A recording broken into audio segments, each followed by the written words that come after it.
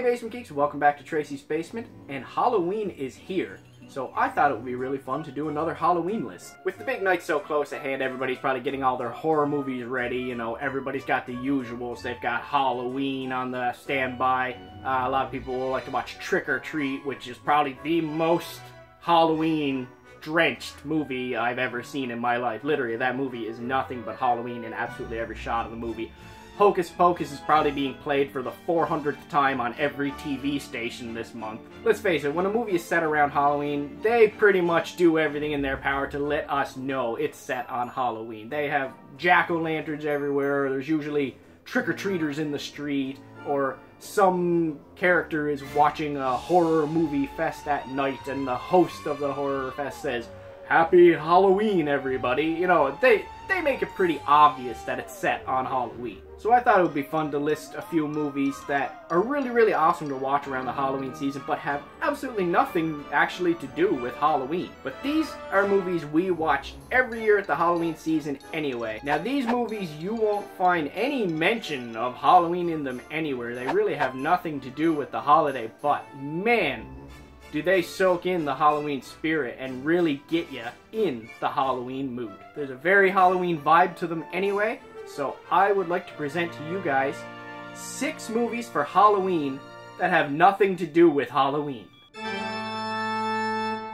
So I mentioned before that me and Tracy do 31 Days of Horror every year in October, where we watch a horror movie every night for 31 days straight, at least one. Sometimes we do doubles, sometimes we do marathons. But early on in October, in fact often the very first movie we watch every year, is The Fog. The Fog from 1980 is an early Carpenter film, and it's got Jamie Lee Curtis in her early screen queen roles, and it's got Tom Atkins in it, who Tom Atkins is the man. So The Fog is essentially a ghost story and a tale of revenge, with creepy fog everywhere and ghosts. Come on. That is totally the Halloween spirit right there. A town is celebrating the 100th year of their founding, but we find out that the town is actually founded on stolen gold from a leper colony that wanted to settle nearby. They basically tricked the leper colony into crashing on the rocks and stole their gold to found their town. A ghost story with revenge in it is already a great tale for Halloween, but for added effect, the ghosts in this movie also give off a zombie vibe and a bit of a pirate vibe too, because they died at sea, so it is a great choice for a Halloween feel movie. Also, when you think about it, Halloween and Halloween 3 actually hook up in this movie, so that's kind of cool. Tom Atkins is the man! Another movie we like to watch every Halloween season that has nothing to do with Halloween is Creepshow. Creepshow is an anthology movie directed by George Romero and penned by Stephen King, and it contains 5 different stories. Father's Day has a zombie coming back from the dead to get revenge and just get his cake. He wants his cake! It also features one of the best dance moves ever captured on cinema by Ed Harris. The Lonesome Death of Jordy Verrill is actually about a guy who finds a meteor and then starts to get overrun by plants, and it features Stephen King completely overacting the role. It's actually quite hilarious. He's so overdone in his character that it's a lot of fun. Something to Tide You Over features Leslie Nielsen in a very unusual horror role for him, and man, when those water zombies, those undead zombies came up, I remember seeing this movie on TV late at night as a kid, and they creeped the hell out of me. Man, I was scared to death of those late at night as a kid on TV. Man, I love it. It stuck with me forever. The Crate is the 4th story, and it is basically the discovery of a vicious creature in a crate. It features some returning actors from The Fog, actually, with Hal Holbrook and Adrienne Barbeau. There's also a subplot of a man with an absolutely overbearing wife, and man, does Adrienne Barbeau absolutely play up the annoying in this. She does a perfect job of being absolutely incredulously annoying that you just want her to get her just desserts. It's great. And the last story is about a cutthroat germaphobe businessman who is just ruthless in every way. You absolutely cannot stand this guy. He is just so virtually unlikable. And his apartment gets infested with cockroaches, and there's just, you know what? Just watch it, because I'm sure people watching in 1982, they were like, that's gross. It's an absolute blast of a movie. It's a perfect choice for around the Halloween season. And who doesn't like short little bursts of horror stories around the Halloween season? It's a whole bunch of fun. You should definitely check it out. A third movie that gives very strong Halloween vibes but has nothing to do with Halloween Watch an Evil Dead movie. The original Evil Dead trilogy is one of my absolute favorite trilogies in horror. If you want something that's fear-driven and scary, watch the first Evil Dead. That one is a screaming, gory, bloody mess. It is absolute nothing but fear and terror. And the main character, Ash Williams, played by the always awesome Bruce Campbell, seems to have a real problem with bookshelves. He hits a lot of bookshelves in that movie. Like, bookshelves are definitely his main enemy in that way. There's the Deadites right under the bookshelves. The second one is a semi-remake of the first one, as they didn't have the rights to their own first movie when they're actually making the sequel, which is just bizarre to me. I don't understand that at all. That's just one of the weirdest things I've ever heard in my life. But it starts, the first 15-20 minutes is kind of like a semi-remake of the first movie, and then it gets into kind of sequel territory, and it is an absolute blast. It adds a ton of comedy and inventive camera angles, while also still keeping its horror elements. It's just a wonderful, wonderful film. Every horror fan should see this film at some point. An Army of Darkness, again, also having nothing to do with Halloween, but Bruce Campbell's character Ash gets taken back into medieval times to fight Deadites and be their hero. And what really makes this one stand out for Halloween is the sheer amount of skeletons in this movie. Like, there is an insane amount of skeletons in this movie. From about the halfway point on, where Ash fights an evil version of himself that gets reborn as a Deadite, the amount of skeletons that fill the screen at any given time with that army is just such a Halloween feel. I mean, you know me and skeletons, as I've said before with the skeletons.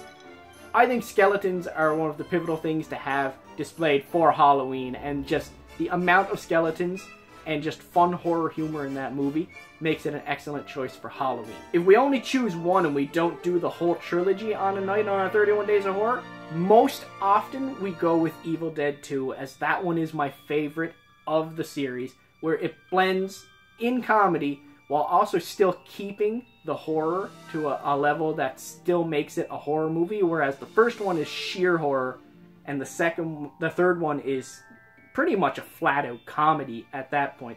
The second one has the perfect balance of laughs and scares and blood, and Bruce Campbell fights his own hand. And if you just can't enjoy Bruce Campbell fighting his own hand, I don't think I can be friends with you. Number 4 on this list, you probably associate with Halloween all the time, but it actually has nothing to do with Halloween. And what Halloween is complete without seeing a Universal monster movie? I mean, these guys are pretty much the mascots of Halloween when you think about it. Like, almost everything for a long while is basically based off these guys. These guys have been parodied more times than you can count. They're just essential in our culture. They are a part of the culture, but they actually have nothing to do with Halloween in their movies, that is. And there's so many great ones to pick from. If you're willing to go with a classic movie, you could start with Dracula. I mean, every parody of Dracula has pretty much been based off Bela Lugosi. He defined all of the Dracula stereotypes that get parodied today. I mean, you've got Frankenstein and the Invisible Man. Frankenstein's superior sequel, Bride of Frankenstein, yes, I said it, a sequel is better than the original. You've got the Wolfman, Creature from the Black Lagoon, which is a personal favorite of mine, which also has more of a sci-fi feel because that came into the 50s, much after the 30s and 40s the original ones were. But it is a cheesy, fun romp. I definitely recommend checking it out. It's funny because I actually picked up these box sets of Frankenstein and the Wolfman without even realizing, because I was just so, I gotta grab them. But 4 of the 8 movies and 4 of the 7 movies on this set are actually the exact same movie, so I really pooched myself over on this set.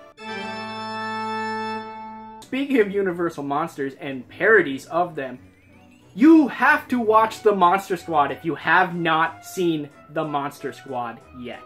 This movie is dripping with Halloween feel all over it, and has nothing to do with the Halloween season. At no point are there any jack-o'-lanterns out, there's no trick-or-treaters, there's nothing. It seems to be set around late August, early September maybe, where the weather's getting cool, but it's not a Halloween movie. Yet it's loaded with the old monsters. Basically a bunch of the classic Universal-style monsters, Dracula, Frankenstein, the Mummy, Wolfman, and the Gill-Man, all come back to this town. They're looking for an amulet that they need to destroy that will upset the balance of good and evil.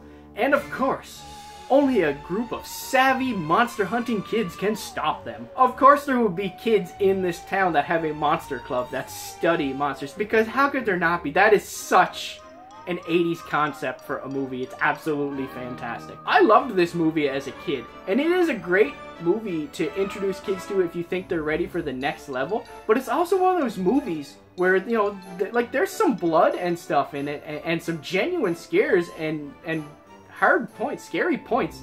You don't really know, is this a kids movie or is it not? Like, it seems like it's trying to be a kids movie, but also push the edge at the same time. So this is a great movie if you're trying to get your kids into more horror movies, but you're not quite ready for the big jump yet of all the, you know, the blood and the splatter and the craziness, and you just want them to feel that scare to see if they're ready for it yet. This is a good one to choose. Some of the humor might seem a little bit dated at this point, especially early on. Some might even find a little bit of offensive, but that is basically how kids talked in the mid to late 80s. So you really got to put yourself in an 80s vibe and get past some of those early jokes, and you will enjoy this movie because it is an absolute blast. And now for a movie we watch every Halloween night without fail. It is one of my favorite movies ever made. It's not a horror, it's actually a comedy based on an extremely classic horror movie. It's a parody of it, and it is Young Frankenstein. I absolutely love this movie. Tracy absolutely loves this movie. This movie makes us laugh without fail every year. It is an absolute hilarious blast, and it is so well done and so respectful to the original Universal classic horror movies that it almost feels like an original Universal horror itself. Just a comedy parody of it, much like the Abbott and Costello movies that came after the Universal Monsters. It's a Mel Brooks film, so it's got that very Mel Brooks style of humor to it. Gene Wilder is absolutely fantastic in this role. You can see him coming apart at certain times of the movie, and it's just absolutely perfect as the movie goes more and more and more into him getting more into the Frankenstein character, which he actually shoves off earlier in the film and wants to be called Frankenstein to avoid any connection. This leads to a pretty funny scene when Igor and Frankenstein are first introduced, and he's giving him the Frankenstein spiel, so Igor makes him call him Igor. Marty Feldman actually plays an excellent Igor too, and it's funny because that recurring joke comes later on when he calls him Froderick. It's all kind of little quick-fire jokes that you find in these kind of silly comedies, and it does pay absolute respect to the original Frankenstein film, so if you're a Universal Monster fan like I am, you will love this movie as well, because it is very respectful and it is hilarious. So that was 6 movies that we like to watch on Halloween that have actually nothing to do with Halloween. No jack-o'-lanterns, no trick-or-treaters, no pumpkins, no nothing. It's not set on Halloween night. It's absolutely free of any Halloween thing, but man, do these feel like Halloween movies. What movies do you guys watch around the Halloween season that have nothing to do with Halloween at all, or even Halloween movies that you guys have to watch every year? Let me guess. Hocus Pocus. You're gonna say Hocus Pocus. Everybody's gotta watch Hocus Pocus. Let us know in the comments section below, and if you enjoy what we're doing here, maybe hit that like button, hit that subscribe button, ring the little bell notification so you always know when we have more stuff to show you guys. You can also follow us on Instagram, Twitter, Facebook, and Snapchat at Tracy's Basement. You can find me at Jason from TB on Twitter. And of course, as always, guys, keep coming back for more Tracy's Basement. Bye. One of these days, I'm going to write an actual script for one of these lists so I know what the heck I'm talking about instead of just rambling off the top of my head. I don't believe you. It's really hard to do this off the top of your head. It's like, I don't even know what to say 90% of the time. I'm just staring at the camera going, Igor, Froderick.